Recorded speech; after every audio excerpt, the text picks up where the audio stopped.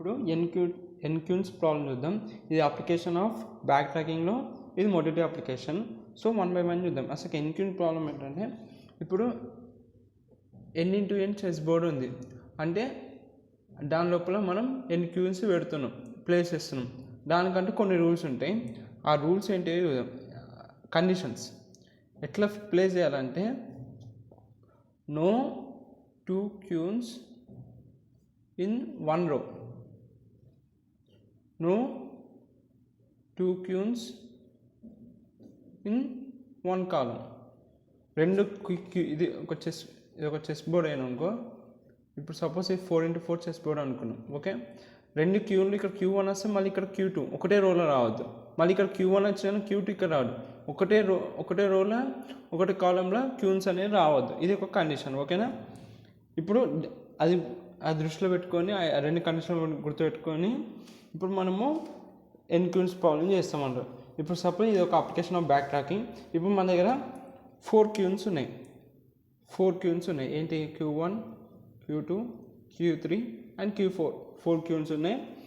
మనకి chess board ఏంటుంది, 4x4 chess బోర్డ్లో మనం పెడుతున్నాం. 4x4 బోర్డ్ అంటే n చెస్ బోర్డ్ ఉంది. దీని మరి n.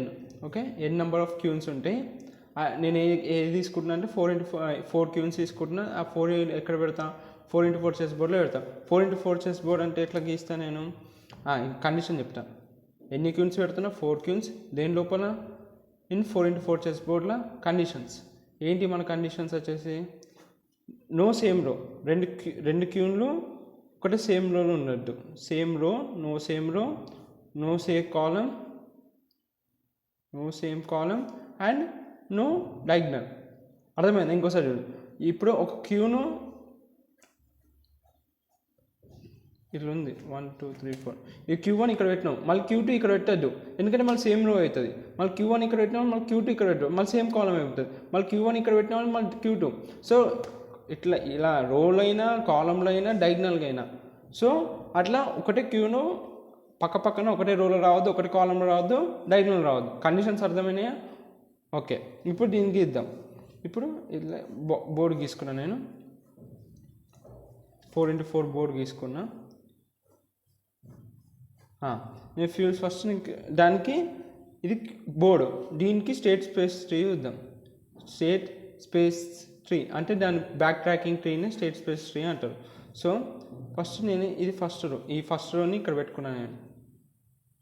ఫస్ట్ నేను ఏం చేస్తాను అంటే 1 2 3 4 ఈ ఫస్ట్ రో ఉందా, ఈ ఫస్ట్ రోని నేను ఫస్ట్ ఇక్కడ పెడుతున్నాను. Q1 దగ్గర పెడతాను. Q1 దగ్గర పెడితే నాకు 2 ఆప్షన్లు వస్తున్నాయి.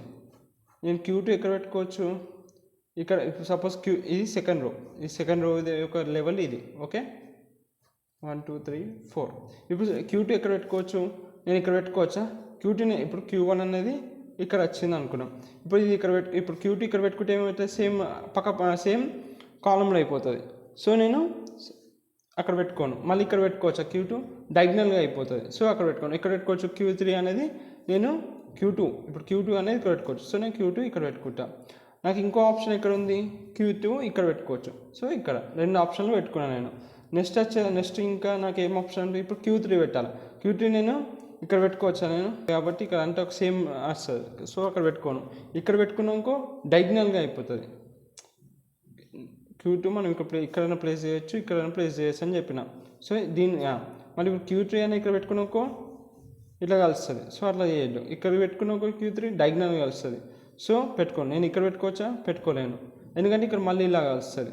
సో Q3 ఇక్కడ పెట్టుకున్నాకో మళ్ళీ డయాగ్నల్గా వస్తుంది. సో నేను Q2ని ఇక్కడ పెట్టుకోవడం నాకు కుదరదు. నేను ఇక్కడ స్టేట్ ప్లేస్ ట్రీలో గీసి చూపిస్తాను. సో ఏం చేస్తాను, Q3 నేను ఫస్ట్ ప్లేస్లో పెట్టుకోలేను, ఇలా వస్తుంది. ఇలా కూడా పెట్టలేను.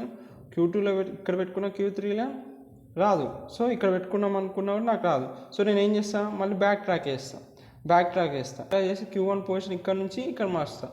అంటే Q1 ఇక్కడ సెకండ్ పొజిషన్ పెడతాను. అంటే ఇప్పుడు దీనికి ఇప్పుడు గీస్తున్నా చూడండి, 1 2 3. అంటే Q2 ఇప్పటికి ఇక్కడ ఉండే కదా ఈ బాక్స్లో. ఇప్పుడు పక్క బాక్స్లో పెట్టినా Q1 అనేది ఇక్కడ పెట్టినా. Q1 ఇక్కడ పెట్టినప్పుడు Q2 నేను ఎక్కడ పెడతాను, ఇక్కడ నుంచి పక్క బాక్స్లో పెడుతున్నా, ఇక్కడ పెడుతున్నా, అంటే థర్డ్ బాక్స్లో ఉండే రైట్, థర్డ్ బాక్స్ నుంచి ఫోర్త్ బాక్స్లో పెడుతున్నా. Q2 ఇక్కడ పెట్టుకోవచ్చు, Q3 అనేది ఇక్కడ పెట్టుకోవచ్చు, అయిపోయింది. ఇంకా Q4 అనేది ఇక్కడ పెట్టుకోవచ్చు, ఇక్కడ పెట్టుకోవచ్చు, మళ్ళీ మ్యాచ్ అవుతుంది. ఇలా ఇక్కడ కూడా మ్యాచ్ అవుతుంది. ఇక్కడైతే ఎక్కడ మ్యాచ్ కావు Q4, ఎందుకంటే కాలంలో ఏం లేవు, రోస్లో ఏం లేవు, డయాగ్నల్ కూడా ఏం లేవు. So Q4. సో ఇది నాకు వచ్చిన ట్రీ, ఇది దానికి స్టేట్ స్పేస్, ఇది వచ్చిన నాకు చెస్ బోర్డు, ఇది దానికి స్టేట్ స్పేస్ ట్రీ. Q3 నేను ఇక్కడ పెట్టుకోవచ్చు. ఒకవేళ నేను Q2 ఇక్కడ పెట్టుకున్నాను అనుకో, Q3 ఇక్కడ పెట్టుకోవచ్చు.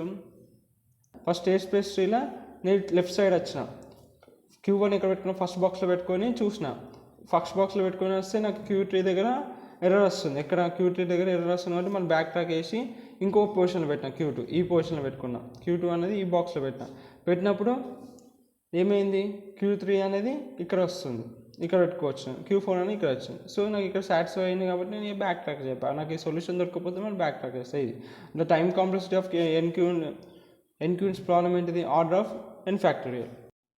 ఇప్పుడు ఇది మన సొల్యూషన్ కదా, దీనికి ఇంకో సొల్యూషన్ కూడా గీయచ్చు. ఒకటే సొల్యూషన్ కాక 2-3 సొల్యూషన్లు కూడా ఉంటాయి. ఇప్పుడు దీనికి మిర్రర్ ఇమేజ్ గీయండి. దీనికి మిర్రర్ ఇమేజ్ అంటే తెలుసు కదా, దీనికి మిర్రర్ ఇమేజ్ చేస్తే దానికి ఇంకో సొల్యూషన్ అనేది మనకు తెలుస్తుంది. ఇది సొల్యూషన్ 1, ఇది సొల్యూషన్ 2. సో 2 మల్టిపుల్ సొల్యూషన్స్ కూడా ఉంటాయి. సో ఇప్పుడు 4 క్యూన్స్ ఉన్నాయి కదా, 4 క్యూన్స్కి ఎన్ని పాసిబుల్ సొల్యూషన్స్ కాంబినేషన్స్ వస్తాయి, 16C4 వస్తాయి. అంటే ఇన్ని కాంబినేషన్స్ వస్తాయి. దాన్ని మనం రెడ్యూస్ చేస్తున్నాం. ఎట్లా రెడ్యూస్ చేస్తున్నాం, ఈ 2 రూల్స్తోని మనం ఆ కాంబినేషన్స్ అన్ని రెడ్యూస్ చేసి ఫైండ్ చేస్తున్నాం సొల్యూషన్స్. ఓకే.